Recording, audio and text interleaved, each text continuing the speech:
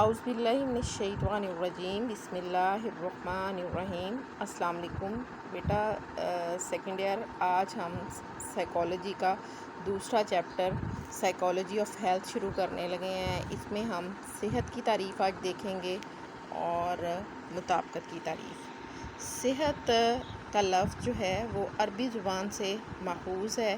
اس کے معنی تندرستی اور شفا کے ہیں۔ اصطلاحی معنوں میں ہم یہ کہہ سکتے ہیں کہ ذہنی اور جسمانی طور پر درست اور طاقتور ہونا، یعنی اگر فرد کے جسمانی اعضاء میں کوئی نقص موجود نہ ہو اور جو ہے وہ تمام جسمانی اعضاء جس کام کے لیے بنائے گئے ہیں وہ کام درست طریقے سے جو ہے وہ کر رہے ہیں، تو فرد جو ہے وہ جسمانی طور پہ تندرست ہوگا۔ اور اگر ذہن جو ہے وہ اس کو جو اللہ تعالیٰ نے صلاحیتیں دی ہیں وہ بھرپور طریقے سے اپنی صلاحیتوں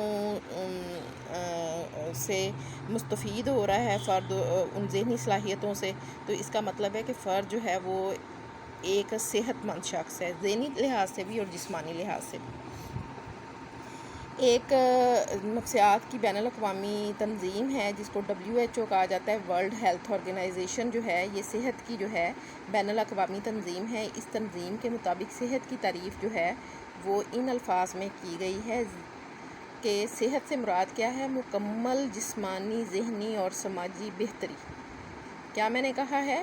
مکمل ذہنی، جسمانی اور سماجی بہتری، یعنی جسمانی لحاظ سے بھی انسان بالکل اس کے اعضاء ٹھیک کام کرتے ہوں، ان میں کوئی خرابی نہ ہو، نہ جو ہے مطلب ساخت کے لحاظ سے نہ فنکشن کے لحاظ سے۔ اسی طرح سے ذہن میں بھی کوئی ساخت کے لحاظ سے اور فنکشن کے لحاظ سے کوئی خرابی نہیں ہونی چاہیے، اور سماجی طور پہ بھی اس کو اپنی ذمہ داریاں اور جو ہے ماحولی تقاضوں کو پورا کرنے والا ہونا چاہیے۔ تو جو شخص جسمانی، ذہنی اور سماجی تینوں لحاظ سے ٹھیک ہے تو وہ کیا ہے؟ وہ صحت مند ہے۔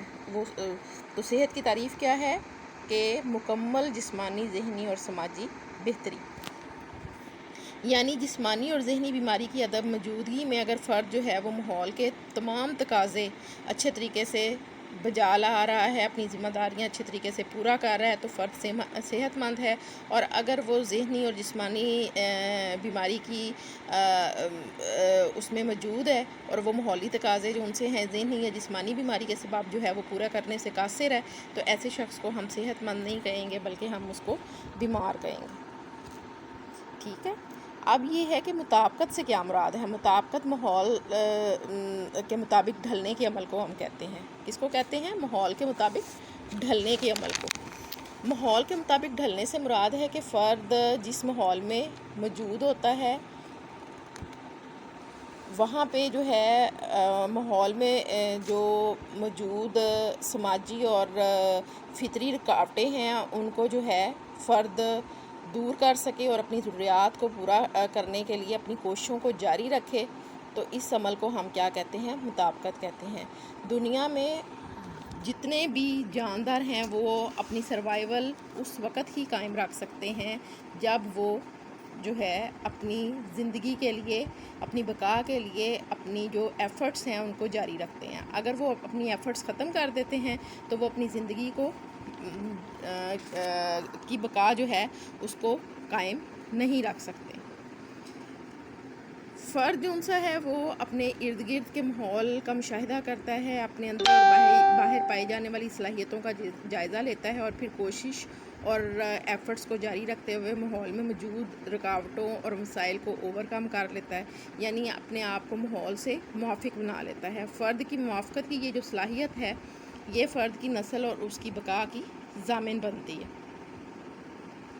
ٹھیک ہے، تو اگر ہم جو ہے مطابقت کو ڈیفائن کریں جو ہے ایک لائن میں، تو پھر ہم کیا کہہ سکتے ہیں کہ عضویہ کا اپنے ماحول کے ساتھ تعلق قائم کرنا جو ہے وہ کیا کہلاتا ہے؟ مطابقت کہلاتا ہے۔